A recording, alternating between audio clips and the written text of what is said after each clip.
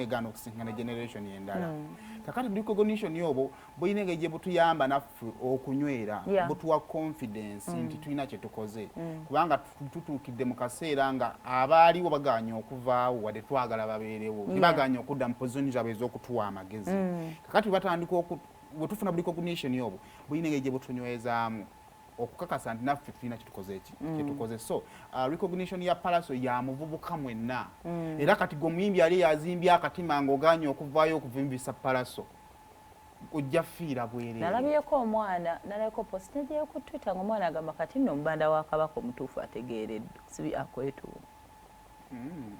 nkuwa bye nawulidde kati ebitoogerwa naye ate yakyagulanyi betuveeyo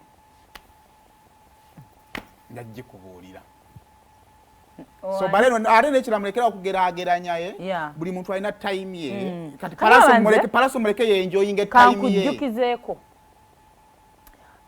bwe twali tukola annual meeting ya last year Katikkiro ya mentioning emirundi ng'emeka like as new ku mpewo yayogera ajalinga esatu kiki wali tobala ozala waki sikuwa nnyo budde.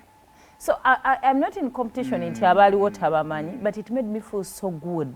He recognizes chenkola. Yeah. So Pallaso cho feeling kati.